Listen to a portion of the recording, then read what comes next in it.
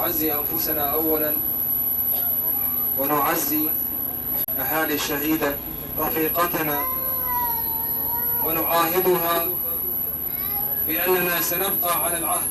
سوف نتابع مسيرة النضال التي بدأها أبطالنا ورفيقاتنا، وبذلنا دماءهن الطاهرات على تراب هذا الوطن الذي بذل أبطالنا وبطلاتنا دماءهم رخيصة للتخلص من هذا الفكر ومن هذا السواد الذي يدعمه بكل قوة الجانب التركي.